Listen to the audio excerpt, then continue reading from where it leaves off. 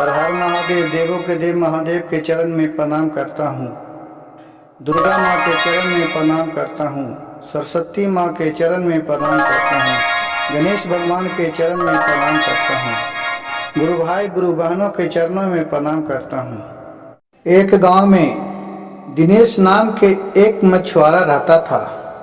उसका माता पिता छोटे गोए बचपने गो में ही मर गए थे। बेचारा अनाथ बच्चा था। वो सब घड़ी शिव भगवान के मन ही मन घर बैठे नाम लेता था। कहता, हे प्रभु, कितना कष्ट हमको दिए, कौन सा गलती हमने किए थे प्रभु अगला जन्म में, कि जो हमको माँ बाप के बिना इस दुनिया में रहने पड़ा। जब हम 5 साल के थे तो हमें माँ बाप छोड़ के चले गए दुनिया से। प्रभु भोलेनाथ, कौन सा गलती किए थे। ऐसा ही वो दिनेश अपना नित्य दिन मनाते रहता था। सुबह सुबह और भगवान के गोर लग के कहूँ भी काम करने के लिए जाता था। उसका कोई भी काम करता था, समय नहीं आता था। नित्य दिन मछली फंसाता था और अपने बाजार में लाके बेचता था और उसी मछली को खाना भी खाता था बना के, सब्जी उब्जी। गुरु भाई गुरु बहन, आज के सोचिए कि जो गरीब है और ये आगे के और तरक्की करने लगता है तो गांव घर के लोग उसको देख के बहुत लोग जलते हैं, रखते हैं कि वो हमसे ऊंचा न रहे, नीचा रहे। कोई बेचारा इसी तरह इसका जीवन गुजर रहा था। एक दिन के बात हुआ कि वो जो मछली फंसाने के लिए गया था तो जैसे ही जाल बिगा समुद्र में, वहां एक इच्छाधारी नाग था जो उसमें फंस गया। और ये सब जब वो जाल को बाहर खींचा तो उसका बेटी, जो इच्छाधारी नाग का बेटी थी, वो देखा कि मेरे पिताजी को दिनेश फंसा लिया है, अब तो वो जान मार देगा। वो वहां मनुष्य के रूप में प्रकट हो गई।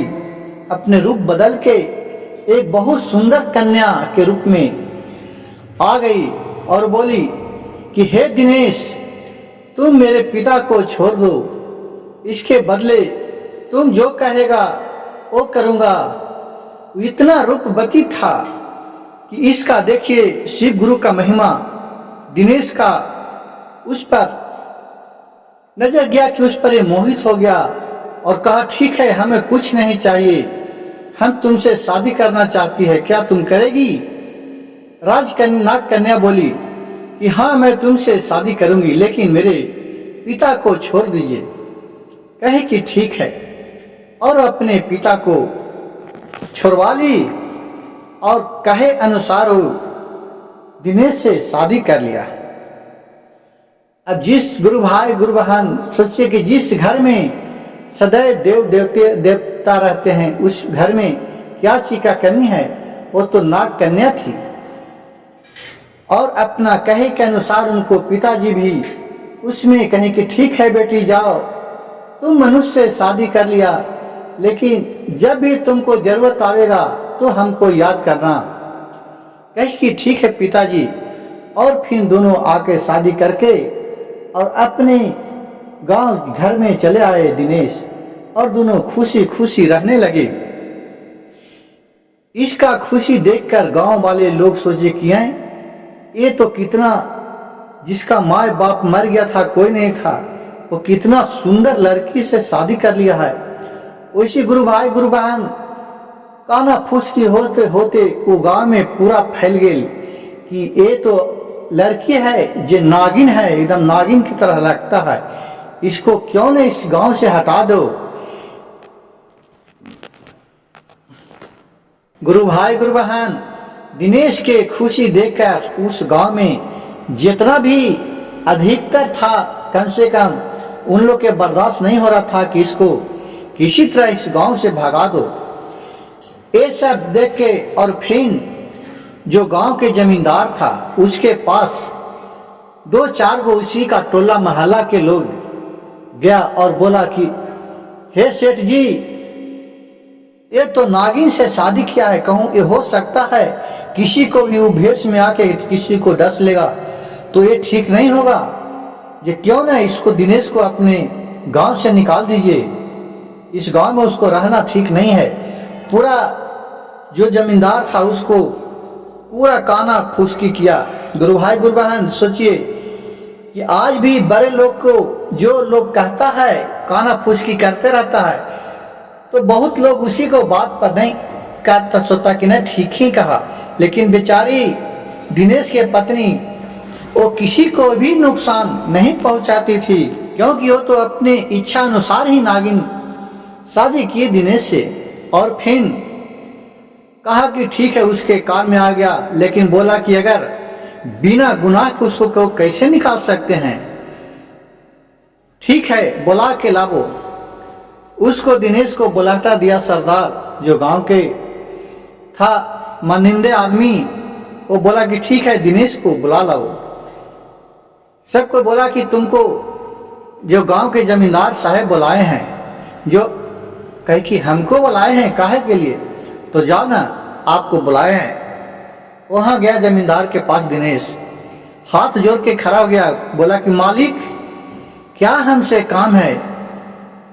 कहा कि काम तो कुछ नहीं है दिनेश, तुम्हें सुनने में आ रहा है कि तुम एक नागिन के साथ शादी किया है, तो मनुष्य को नागिन के साथ शादी करना शोभा नहीं देता है, क्योंकि वो नागिन है, कभी किसी को भी क्रोध आने पर डांस लेगा तो उसको जहर धीरे धीरे यहाँ फैल जाएगा, इसलिए उसको तुम छोड़ दो।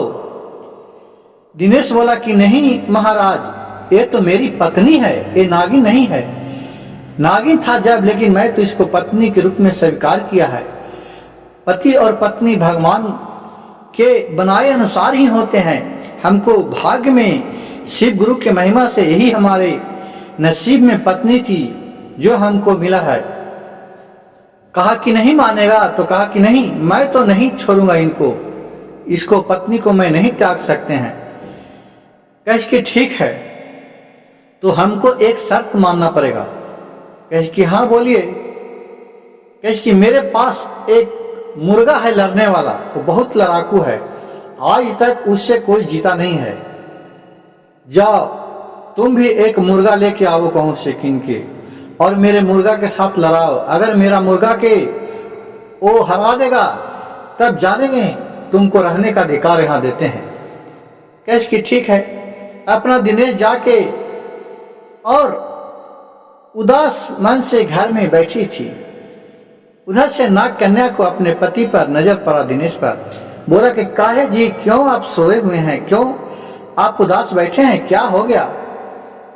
वो सारी कहानी कह के दिनेश अपने पत्नी से बता दिया कि क्या करे, लोग दूसरा को सुख देखकर आज सुख नहीं होते हैं, लेकिन गुरु भाई गुरु बहन, भगवान का लिखा कोई नहीं मिट सकता है। जो जितना दूसरे को दुख देखना चाहता है बुरे लोग, उसे उतना ही सुख होता है।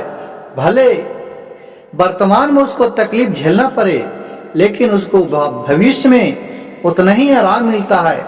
नहीं तो ये आप नजर उठा के आप खुद देख लीजिएगा, आपको टोला पड़ोस गांव जवार में ऐसा देखने को बहुत मिल जाएगा कि जिसके पास कुछ नहीं था वो करोड़पति में है, और जो करोड़पति था वो आज खाकपति में है। क्योंकि समय सब घड़ी चलते रहता है, उसी तरह इसका भी समय शिव गुरु के महिमा से, भोलेनाथ के कृपा से बदल गया था। क्योंकि नाग और नागिन कोई मनुष्य से शादी नहीं कर सकता है, ये सब शिव गुरु का महिमा था। क्योंकि भोलेनाथ का पुजारी था जो दिनेश था। जो नहीं बोली ठीक है, यदि इतना ना बात है नाग कन्या दिनेश से।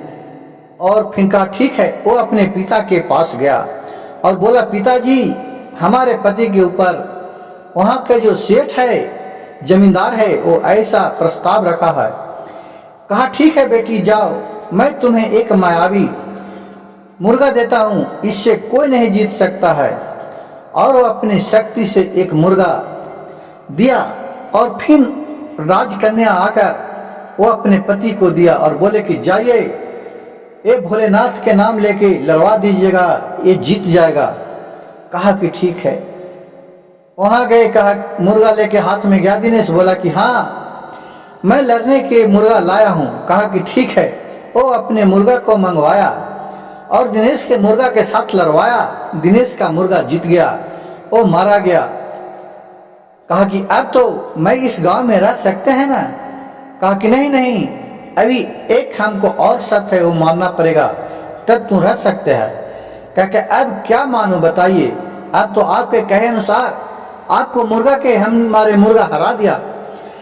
कहा कि जो नदी है नदी में एक तुम टोकरी फेंक दो और उस नदी में टोकरी फेंकते ही इसका धार उल्टा बहना चाहिए।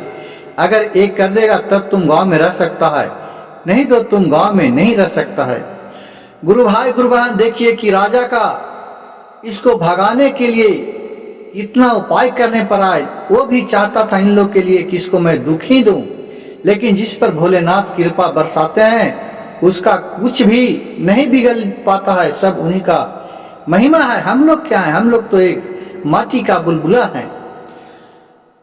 वो सोच के फिर घर आया। बोला कि कैसा हो सकता है कि मैं नदी में एक खचिया भिगूंगा और दूसरा तरफ धार बदल जाएगा। आके फिर उदास होके अपने पत्नी से बोले, दिनेश की क्या करूं प्राण प्यारी, अब तो लग रहा है कि हम लोग का इस गांव में रहना मुश्किल हो जाएगा, क्योंकि अब सरदार एक पर एक अलग अलग शर्त रख रहा है। बोल रहा है कि अब तुमको नदी में एक खचिया दूंगा जो बिगना है, वो खचिया बिकते ही धार उल्टा में बहना चाहिए। ये कैसे हो सकता है। दिनेश के पत्नी बोली कि घबराइए नहीं, मैं इसका भी उपाय करता हूँ। फिर अपने पिता के पास गया और बोले, पिताजी सरदार ने इससे जीत गए मुर्गा, तो फिर एक प्रस्ताव ऐसा रख दिया है कि उस नदी में एक टोकरी बिगना है, उससे धार उल्टा बहे लगे, नहीं तो तुम नहीं गांव में रह सकती है। कहा कि ये तो सरदार बहुत ही दुष्ट निकला, जाओ भोलेनाथ के कृपा से ये भी सही होगा। और फिर वो एक मायावी खचिया दिए नाग देवता। नागिन वहां से लेके अपने पति के पास, दिनेश के पास आ गई और बोली, लीजिए एक खचिया, जाके नदी में जहां भी बिगेगा तो जिस धार बहते रहेगा उसका विपरीत धार बहना चालू हो जाएगा। कहा तो ठीक है। फिर दिनेश गया उसके पास, बोला कि हाँ राजा सेठ जी, मैं लेके खचिया आ गया हूँ, अब बोलिए किस नदी का धार उल्टा करना है। कहा ठीक है। राजा मंत्री ढेर मनी लोग गए। कहा कि आज तो उल्टा नदी में बहवे नहीं करेगा, अब तो इसको हटा ही देना है इस गांव से। सब मिल के गया। एक नदी था, वो उसका धार पूरा बह रहा था पूर्व की ओर। कहा किसी नदी में भिगो। वो नदी में भोलेनाथ के नाम लेके खचिया भिगा तो नदी का धार उल्टा बहने लगा। फिर पूर्व में बह रहा था, वो पश्चिम के साथ बहने लगा। ये सब देख कर पूरा अचरज सब हो गया। अब बोला दिनेश कि सेठ जी, अब तो मैं जीत गया, अब तो मैं इस गांव में रह सकते हैं ना। कहा कि नहीं नहीं, अभी नहीं, अभी एक शर्त हमको और है जो तुमको मानना पड़ेगा, तब तो इस गांव में रह सकता है, नहीं तो तुम इस गांव से में नहीं रह सकता है। कहा कि सेठ जी, आपका तो दो बात मैं मान गया।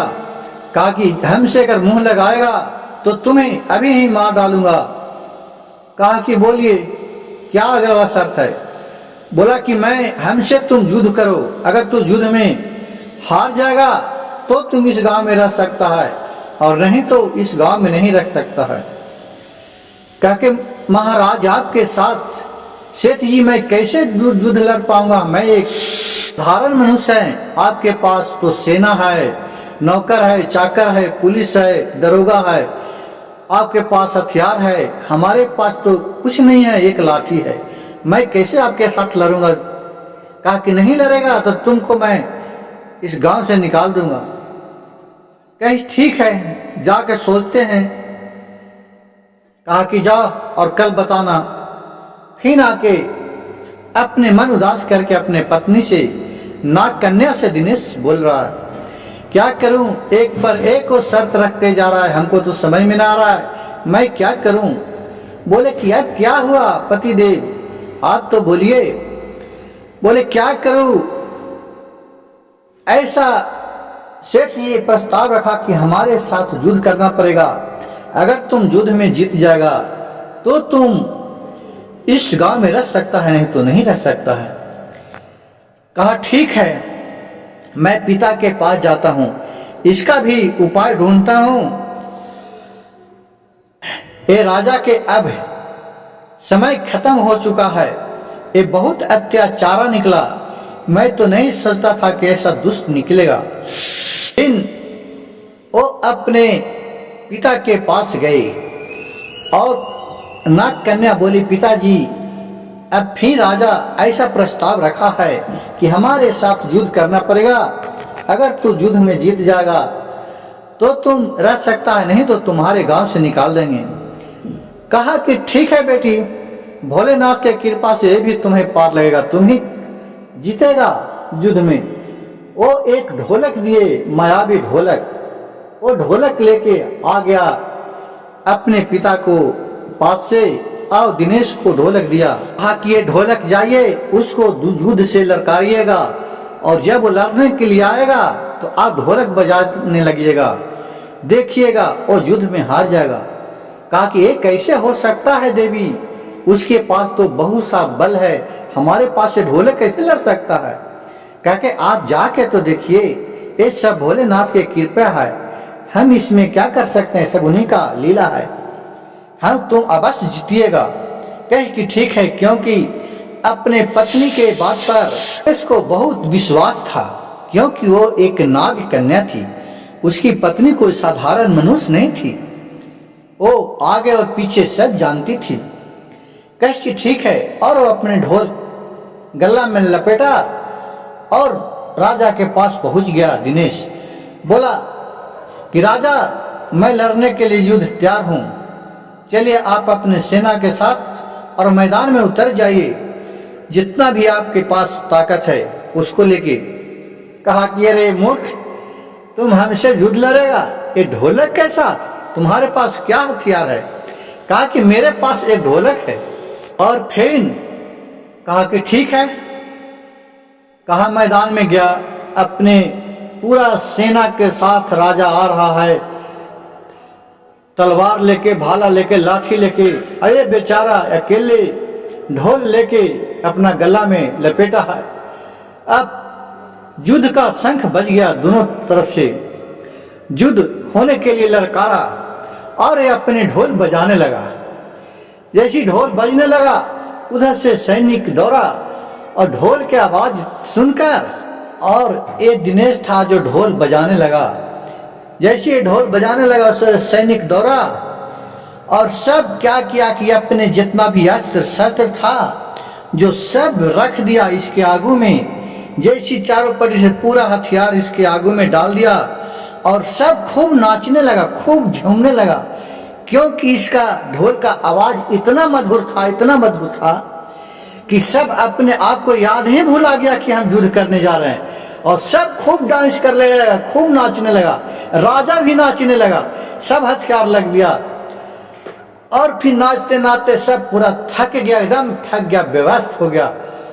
तब ढोल बंद किया, बोला अब तो तुम हारने गया राजा, अब बोलो। कहा कि हाँ मैं तो हार गया। कहा कि अब मेरा आज्ञा के अनुसार चलना पड़ेगा, और राजा को बंदी बनाकर दिनेश तहखाना में डलवा दिया, और वहां का राजा दिनेश बन गया। और इसकी पत्नी और दिनेश फिर भोलेनाथ के कृपा से हंसी खुशी, जो एक गरीब आदमी थे वो एक राजा बन गया। गुरु भाई गुरु बहन, इस कहानी से हमें यह सीखने को मिलता है कि किसी को भी ज्यादा बुराई अगर आप देखिएगा तो भगवान अगर वो अच्छा दिल का होगा तो उसका एक दिन समय अच्छा जरूर बदलता है। अगर मेरे वीडियो अच्छा लगे तो मेरे चैनल को सब्सक्राइब कीजिए, लाइक कीजिए और शेयर कीजिए। हर हर महादेव, घर घर महादेव।